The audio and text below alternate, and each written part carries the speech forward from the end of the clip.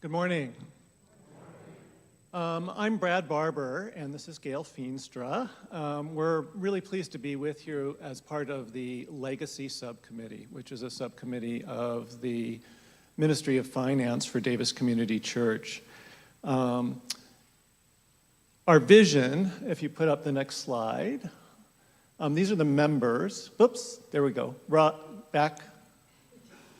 Introductory slide, there you go. Rob Feenstra is the chair, but he's on an airplane, so I'm standing in for Rob today.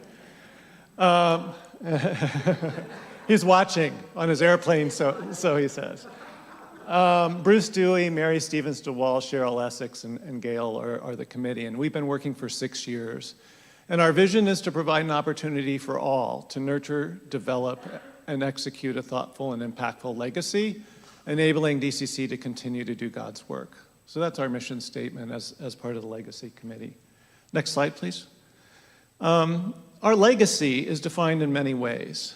So we may engage in congregational care, caring for those among us. We may develop new ministries like Sacred Space or Flow Collab. We may engage in social justice initiatives like Custos Coffee Sales, Frontera de Cristo, or Seeds of Learning mission trips.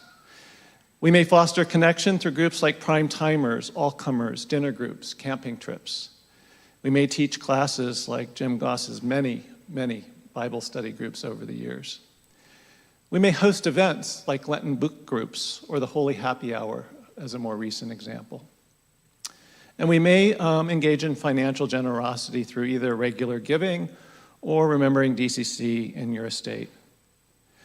And as one example of somebody, now many people have given to Davis Community Church in these ways over the years, but as one example, we wanted to highlight the contributions of a former minister, Joy Dorf, who gave in many of these different ways. And so I'm going to turn it over to Gail, who's been combing through some records of Joy's, to give you a description of all the ways that she has impacted this congregation. Thank you.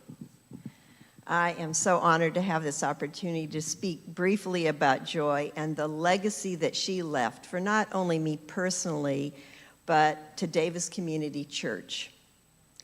The Reverend Joy Dorf was the associate pastor of Davis Community Church for more than a decade, called in 1976. She was the associate pastor here when my husband Rob and I first moved to Davis. And we visited DCC the very week that the Reverend Norm Pott retired. So that was his last day. So as we continued going to the church, we were struggling to find a fellowship group that fit our needs as a family with young children. And when we met with Joy about our dilemma, she heard our concerns, and she helped us gather a group of other young families, people with children, some not, and brainstormed how to begin a new fellowship group here, which we called the All-Comers, because we wanted everybody that was part of that group to feel welcome. Over the years, the All-Comers have grown together as we and our children have aged from the 20 and 30-somethings that we were when we first started with little kids to the 50 and 60-somethings that we are today with grown kids and grandkids. The camping trips, as you've seen up there, the Christmas caroling, the cookie baking, dinner groups have been so meaningful to many of us over the years, and the ways in which we can connect with others and bond in ways in the context of our faith. Joy had a special gift, I believe, to empower others to bring their best gifts and talents forward and to use them to enrich each other's lives. So not only did she help us launch the All-Comers, but she also strengthened and brought life to the Prime Timers group, and I guess that would be in the next slide. There are many sing-alongs that was enjoyed at the Dorf's house over the years and during the holidays. She was also instrumental in leading a number of book groups with Presbyterian women, and some of you may have been part of those. I had the privilege of reading a diary of sorts that she kept of all the readings that she did in the book groups between 2005 and 2019. And the insights that she had were so amazing. And she also wrote in there the connections to her faith. So just really amazing. The final thing that I wanted to share about Joy and a legacy that she left for our church as an institution, as well as her congregants, was her strength of character, her willingness to push the envelope, take risks, and try something new, all undergirded by her faith. She was the first woman minister at DCC and one of the first women ministers in Davis back in the 70s when male ministers were the norm.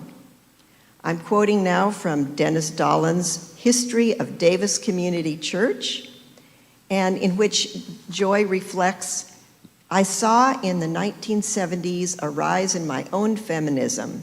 I saw that my church needed to be more inclusive, that I needed to use my gifts in an ordained position. I dream of a time when the gifts of all women are claimed and used. Amen to that, Joy. We are thankful for Joy's legacy, for all the gifts she has given us. We are so happy that her daughter, Renee, is with us today. Raise your hand if you're here. There you are. Yes. Joy said in a 1987 article in the Davis Enterprise that I read, "My daughters have always been very supportive of me. I feel I can take problems and issues to my daughters. They are very insightful, and I've been able to share my work with them." Bless you, Renee, for sharing your mom with us, and may her legacy continue to bless DCC in the years to come. Thank you so much. That's moving, isn't it? But Joy gave to us in many ways, but her last gift to Davis Community Church was a financial gift from her estate. And part of Joy's donation is going to be used to fund a feasibility study of affordable housing on the Davis Community Church North Lawn. Because Joy discussed her wishes with us, we know that this use of her donation is in keeping with her wishes and will ensure her legacy going forward. What a gift. Joy's generosity to Davis Community Church and the fact that we can use her gift in a way that reflects her wishes is a good example of why I have been intentional about thinking about who I might like to have my savings after I might die. My husband, Michael, and I have signed a letter of intent to give to DCC because DCC has been so welcoming to our family. The discussions that Michael and I had about where we might want our savings to go when we die was a revealing and important discussion for us. Regardless of who you choose to bequeath your savings to upon your death, I encourage you to think about it and be intentional with your wishes. You can always change your mind. Next slide, please. This slide shows two resources that the Legacy Subcommittee has created to help you think about these decisions. One is an information brochure shown on the left here. You should find those in your pews today. There's also more at the back. Essex is holding one up. And the second, shown here on the right, is a letter of intent should you decide to remember DCC in your will, regardless of who you choose to give to. My main message is it's important that that organization know your intentions so that that gift is used in accordance with your wishes. The letters of intent you can find at the back in the narthex after service, should you want to pick up one of those. And let me just say, to date, DCC has received 36 gifts from DCC saints who have passed but remembered DCC in their will. These gifts have been an important source of funding through difficult financial periods for the church. In addition, 29 current members have signed a letter of intent to give from their estate upon their passing. If you want to learn more, next slide please, you can either visit the DCC website, there's a planned giving section, you can contact Brett Kirsten, the Minister of Finance, or any member of the Legacy Subcommittee, which Gail and I are a part. I want to close with a prayer that we have developed. And if you can join me in this prayer, it's a prayer that we close every legacy committee, open every legacy committee meeting with it. Please join me in prayer. Beloved of God, we have toiled in your garden, harvesting your good fruit.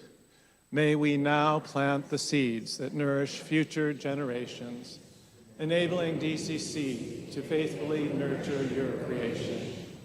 Let us further our inclusive vision of loving all God's people, seeking justice, caring for creation, and building disciples who seek God's will in all things. Through giving, may we realize our power to change the world and enrich our own hearts. Amen.